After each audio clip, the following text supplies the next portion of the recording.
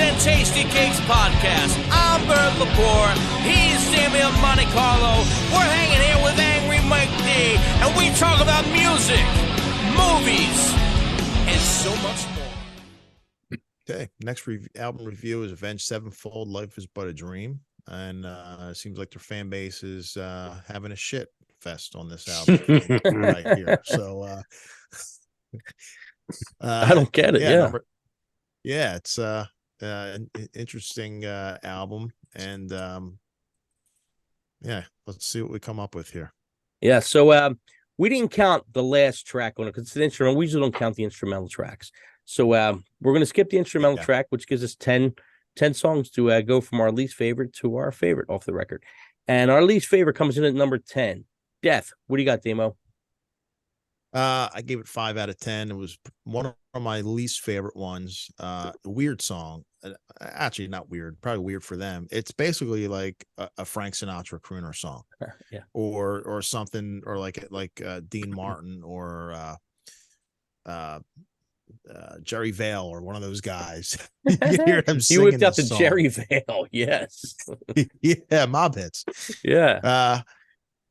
Definitely like that. And there's a lot of weird shit on this album, but I kind of like that they took chances and did weird shit. It reminds me of like their version of The Elder. Okay, I can see that. This album, but this is a weird song. I gave it a 5 out of 10. I wasn't really into it. It was boring. Mike D. An 8, and I didn't give nothing lower than an 8, and I couldn't, and it's really tough because this isn't an album you're going to listen to one song off of it. At least I wouldn't. I don't think many people would. This is something you want to play from the beginning to end. And this was sort of the end piece of it. I mean, it was an ending. I mean, it felt like an ending, and it was just hard to give it a low rating because it's just one piece of work, really. Puts you on a whole journey. album. Yeah. Right. That's a good. I mean, just from like the beginning, it's like it starts with that little, instrumental, and then it just like shoots you into outer space, and you're like, what the hell's going on? Yeah. So it's this is a really hard album to rate as far as track by track, for me at least. Mm-hmm. I gave Death an 8.5. I thought it was the perfect way to feed into the last instrumental track. It's just, I thought it was perfect the way it segued into the end of the record. So that's all I got for that one. Coming in number 9, Ordinary. What do you got, Damo? I gave it 6 out of 10. It doesn't sound like something that they would do, but I thought it was a good song. Now I'm kind of thinking I probably should have gave it a higher rating because it is pretty good. It kind of reminded me of something like the Strokes would do, maybe sort of like that early 2000s kind of indie rock. But definitely modern sounding. There's some modern effects on there, a lot of clean guitars and shit like that. Dancey-ish kind of, but not metal. Definitely not metal, but I liked it. Mike D. Yeah, I mean, I'm pretty much with Damien on that one. I gave this one an 8 also. I gave it an 8. The computer keys, the effects, the jazzy guitar, the very pop 70s Vogue style, which kind of sounds like a mellow System of a Down almost. I mean, it's like, to me, it's controlled musical genius throughout this song. So yeah, I kind of dug this one. Coming in number 8, Damo, Cosmic. Cool tune, man. Talk about taking you on a journey. I mean, this song definitely puts you there. A lot of shit going on.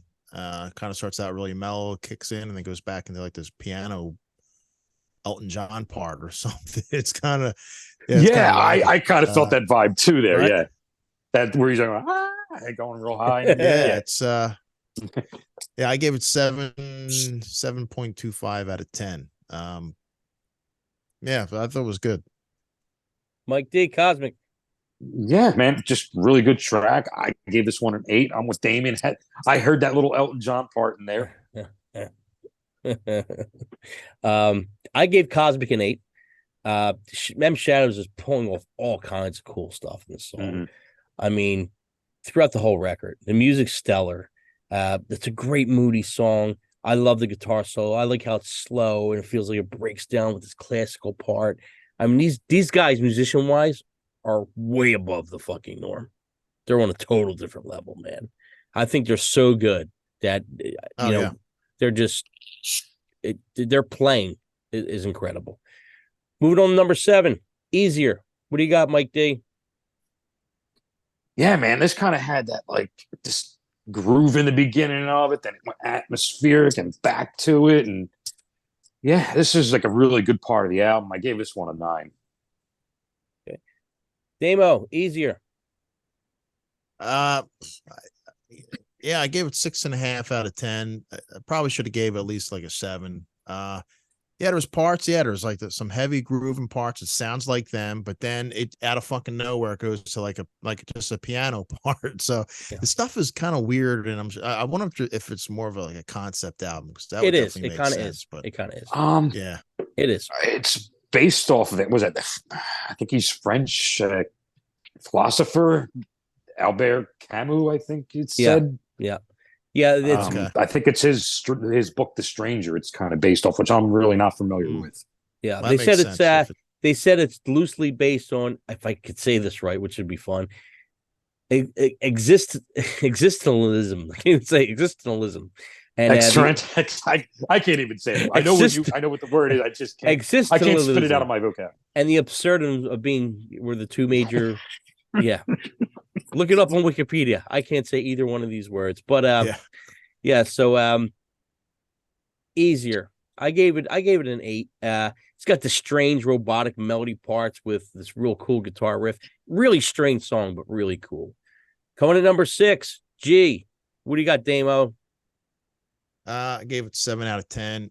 It starts out like a 70s prog tune, with like the keyboard. Kind of reminds me of like early Genesis or Yes, or it definitely has like 70s prog elements big time. I thought that was pretty cool, and it is like very proggy throughout the song, and then it sounds like them, then it goes back to this proggy part, but yeah, it's friggin' interesting.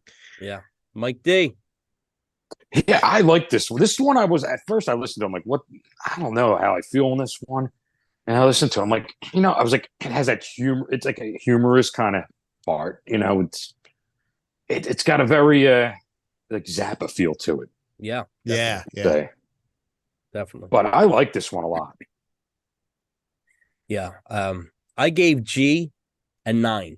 It's got this jazzy, funky, melodic thing going on, but it's got balls at the same time. Deep, moody vocals, but the funk stylish chorus with the girl singers is pure genius of Zappa and Parliament. Like, it's got that feel. Like, I really love that part. I mean, these guys took chances, man. I mean, to go back and add that kind of stuff into it, I thought was unbelievable. I thought it was so out of the fucking box for what their other stuff sounds like. I thought it was top notch, man. Definitely top notch. Coming to number 5, Beautiful Morning, Mike D. Gave this one a 9. Really good track. Yeah, that's it. And solid. Damo, Beautiful Morning. I gave it 7.5 out of 10. I really liked it. Definitely one of the more metal songs. It sounds like them. And then, like the rest of these songs in the album, it goes well, Alice in Chains, say maybe. Absolutely. Yeah. And then it goes into like, and just like the other ones, it goes into like a weird piano part. But cool tune. I gave Beautiful Morning an 8.5. It's so good. It has an Alice in Chains vibe at times. It's just so well put together. Yeah. And the instrumentation, man, Jesus, it's just, like I said, on another level. Coming in number 4, Game Over, Mike D. This is the one. I mean, it just kind of starts out like slow and instrumental, and then all of a sudden it's just like boom, thrashing in your face, and it's like what the hell is this? It's like, and then it slows down. He goes in this crooning. It's just crazy, man. It just it starts out the vibe of the album. Like if you don't know what you're in for after this song, yeah. Damo, Game Over. Yeah, I gave it 8 out of 10. There's a lot of cool shit going on in this. Really, really fast stuff. It sounds like like them, and then you get like Mike said, you get like the weird shit in there. But it's a short song, like maybe like not even 4 minutes, and yeah, kind of set the tone, like what Mike said, what you're in for the record. Game Over, I gave it a 9. It's got a really pretty acoustic opening that kicks into a classic kind of Metallica sound, pounding vocals. It's got his lead signature style that he has. And man, it starts off with a roller coaster right off the bat. Definitely does. I think it's definitely pretty epic. Number 3, We Love You, Mike D. What do you got?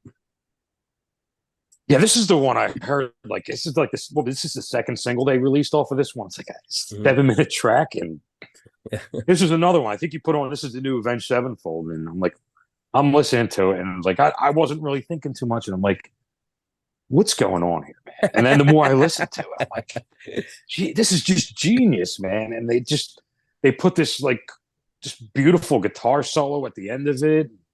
Oh, it's a crazy good song. Yep. Damo, little industrial feel to it, like just all over the place. Yeah, all over the place, industrial. Very, very Mr. Bungle. Yes, weird shit, man. Interesting tune. I liked it. I gave it 7 out of 10. I gave We Love You a 10. It's fucking crazy. It's bizarre. Yeah, it's beautiful. It's all over the place. There's so much going on between the instruments, the vocals. It's got so many different styles, but it works. It just works. First time I heard it, I'm like, what the fuck is going on? And then I listened to it again. I was like, wow. Yeah, it's different. It's totally different. Coming to number 2, Mattel. What do you got, Damo? One of my favorite ones on the album. I gave it 7.75 out of 10. Probably should have gave it higher. Cool tune, and again goes into like a weird clean part. It's strange, man. Yeah, definitely the album definitely puts you on a journey, that's for sure. Yep. Mike D. Yeah, this is one of those. The lyrics are great in this one. It really resonates, and the chorus, and this might be probably one of the 2 songs on the album that's a standalone. That you probably could listen to on its own. Yep. I gave Mattel an 8.5. Man, this record pounds you, gets beautiful, and then pounds you again. It's so much going on. And Mike said this, and Dame repeated it a couple times. I'm going to repeat it also. It's in my notes. It's so hard to separate these tunes because it's one big journey. Mm-hmm. It's one big journey, but this is a solid tune. Coming in at number 1 was the first single they released. Nobody. What do you got, Damo? Yeah, this was my favorite one on the album. I gave it 8.5 out of 10. Probably the most Avenged Sevenfold sounding song. Pretty straightforward.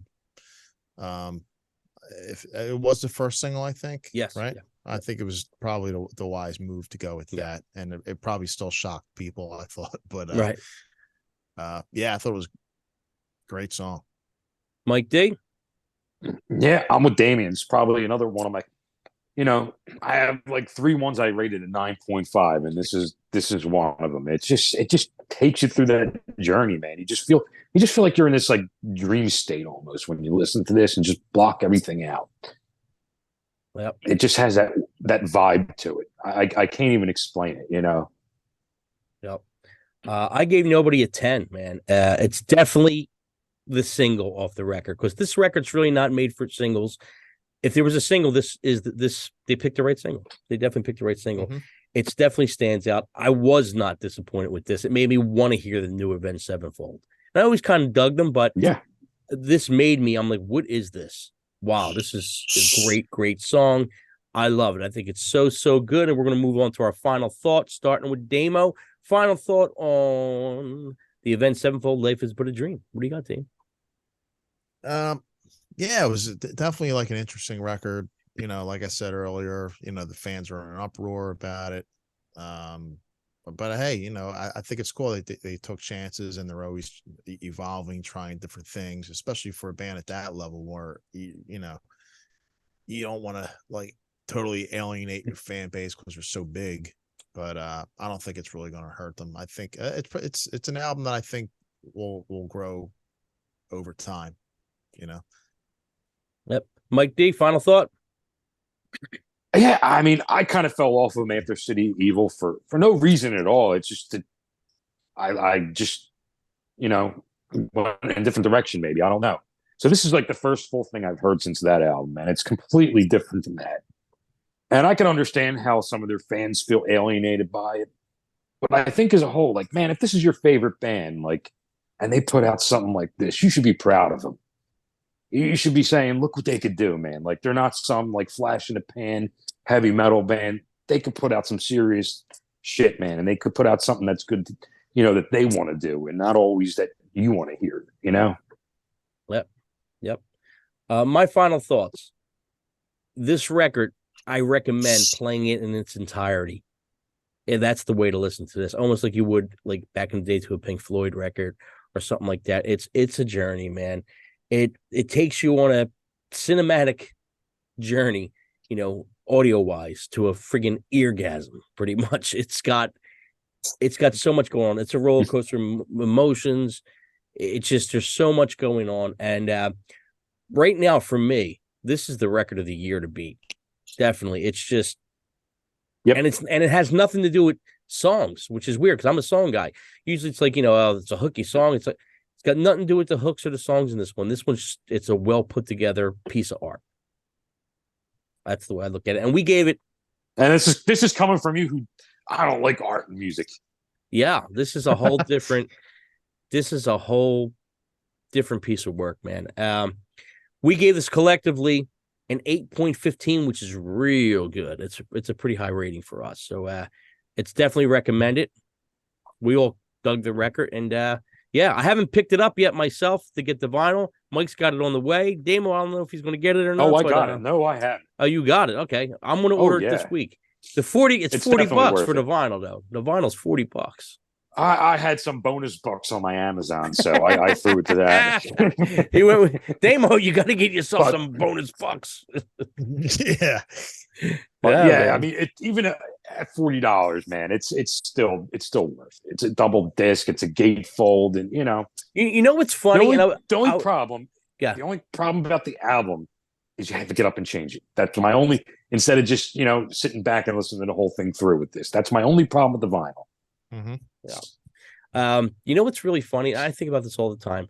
It's like we look at a record or something like that, or something we want to buy, and we're like, man, it's $25, it's $40, it's $50. And we go, I don't know. But at the same time, we can order out dinner and it'll be like $40 and we don't think nothing of it. And all we do is shit it away. Ain't that crazy? I think about that. I'm like, I'm second guessing something that's $25. Meanwhile, I just ordered lunch and it was like fucking $20. Like, right?